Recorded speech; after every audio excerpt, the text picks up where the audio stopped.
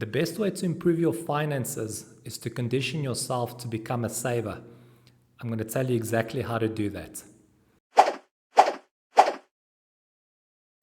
Welcome to Finish First Financially, a channel dedicated to helping millennials and Gen Z to get out of debt and build savings. I'm Goran Radanovic. The first important thing to do is to determine whether you're actually a saver or a spender. A lot of people think they're savers, but once they look at their financial situation, they realize that they actually are spenders. So savers always have an emergency account of at least $500, preferably $2,000, and they have savings of 6 months of essential expenses, which are mortgage or rent, utilities, and food. Spenders, on the other hand, most of them are living paycheck to paycheck. They're usually in debt and they're accumulating even more debt to fund a lifestyle that they really can't afford. So one of the big problems with spenders is that they're under the impression that if they increase their income, they're going to improve their financial situation. And that's just not true. Because spenders have conditioned themselves to spend. Whenever they get more money, they'll easily find a way to spend that additional income. They might have that additional income for a certain period of time saved, but inevitably they always spend it and they're back at square one, where they've got no money and living paycheck to paycheck. That is why increasing your income for spenders is not a long-lasting solution. The long-lasting solution is to condition yourself to become a saver. And how do you do that? It happens through the formation of developing new habits. You've developed the habit of spending, and now you need to develop the habits of saving. The most drastic method that I've used, which has worked really well, is the minimalist lifestyle. The minimalist lifestyle requires you to live only the essentials that are required for you to get by from month to month. So things such as smoking, drinking, video streaming services, eating out, those are non-essentials because they're not required for you to survive. You only live on those things that are absolutely crucial. But getting a spender to make that drastic change, to live the minimalist lifestyle and avoid all of those expenses is really challenging because they've entrenched themselves in that mindset of spending and it makes them feel comfortable and gives them a certain level of status. So telling them to now eliminate all those expenses is usually not going to work. So what I suggest, if you want to begin your journey to become a saver and to start conditioning yourself to become one, is to take one expense, make it easy on yourself and focus on an entertainment expense such as eating out or buying clothes. And make a commitment to eliminate that expense completely.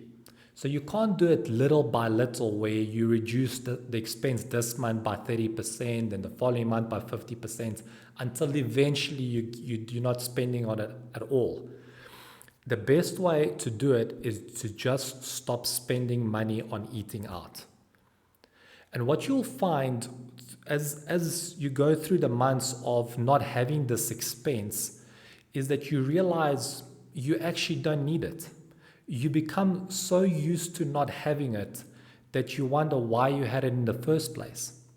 And the great thing about conditioning yourself to become a saver, developing this new habit, is that you now have this additional money that you're no longer spending on a non-essential expense. And it feels good. It feels good to have that extra bit of income, even if it's $100, $200. So just having that money kind of gives you a confidence boost. It shows you that you can actually save money if you dedicate yourself to it. It's a discipline, but you're going to have to stick with it for some time so that habit of saver really becomes entrenched. And once you have eliminated one expense, do another expense. Now you are no longer eating out and you don't want to buy clothes anymore because your whole cupboard is stuffed with clothes. You don't need any more clothes, so you stop spending on clothes completely. Once you've done the two expenses, go on to a third one until eventually you eliminate all of those non-essentials and you actually are living the minimalist lifestyle without even realizing it. That's what it gets to over time. But you have to stick with that one expense in the beginning and not spend anything with it, and then move on to the second expense and so forth. Your savings account is increasing and it feels good. You view those expenses now as an annoyance because you know how it feels to have money. You've got those savings and you want more savings. So that's really how to develop new habits. People ask, well, I've been spending so much. What do I physically do? When you get the urge to spend, leave your house, but leave those resources such as your cell phone and your wallet behind and go and take a walk to the park. Go meet up with friends. Go to the gym. Find situations and places that distract you from things where you could spend. Eliminate those distractions by replacing them with certain activities and leave the resources at home that are enabling you to buy these things at home. And with time, you will eventually develop the habits of saving.